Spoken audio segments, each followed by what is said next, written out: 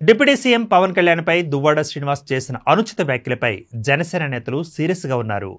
ఆయనపై రాష్ట్ర వ్యాప్తంగా పలు పోలీస్ స్టేషన్లలో జన సైనికులు ఫిర్యాదు చేస్తున్నారు. ఎమ్మెల్సీ దువ్వాడ శ్రీనివాస్పై జనసేన నాయకులు పశ్చిమ గోదావరి జిల్లా భీమవరం పోలీసులకు ఫిర్యాదు చేశారు.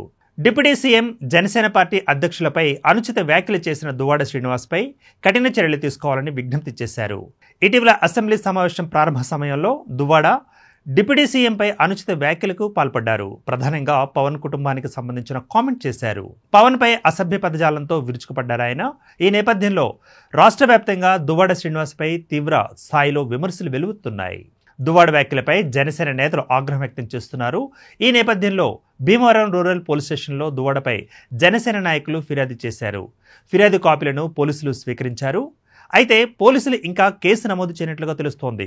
ఉన్నతాధికారులకు ఫిర్యాదు కాపీ పంపించిన అనంతరం వారు సూచనల మేరకు కేసు నమోదు చేస్తామని పోలీసులు చెబుతున్నారు. పవన్పై దువ్వాడ చేసిన వ్యాఖ్యలు రాష్ట్ర వ్యాప్తంగా తీవ్ర కలకలం సృష్టిస్తున్నాయి. అయితే వైసీపీ నేతలపై వరుస కేసులు నమోదవుతున్నప్పటికీ ఆ పార్టీ నేతల తీరు మాత్రం మారడం లేదు. ఇప్పటికే వల్లభనేని వంశీ, పోసాని కృష్ణమురళిపై కేసులు నమోదవడం కాకుండా వారిని అరెస్టు చేసి రిమాండ్ ఖైదీలుగా ఉంచడం జరిగింది. ఇంత జరుగుతున్నప్పటికీ ఆ పార్టీ నేతల మాటల ప్రవాహం ఏమాత్రం తగ్గడం లేదు. డిప్యూటీ సీఎంపై దువ్వాడ చేసిన కామెంట్స్ తీవ్ర దుమారాన్ని రేపెత్తున్నాయి. అసెంబ్లీకి వచ్చే ముందు పవన్పై అనుచిత వ్యాఖ్యలు చేశారు ఎమ్మెల్సీ. చంద్రబాబును ప్రశ్నించకుండా ఉండేందుకు పవన్ నెలకు 50 కోట్లు తీసుకుంటున్నారని, అందుకే ఆయన శాసనసభలో కనిపించడం లేదంటూ సంచలనమైన వ్యాఖ్యలు చేశారు.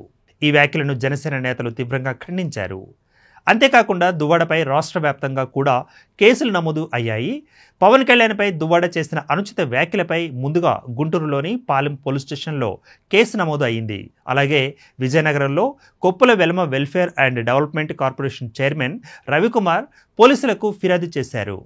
అలాగే అవనిగడ్డ, మచిలీపట్నం పోలీస్ స్టేషన్లలో కేసులు నమోదు అయ్యాయి. కోనసీమ జిల్లాలో జనసేన మహిళా కౌన్సిలర్లు ఫిర్యాదు చేశారు.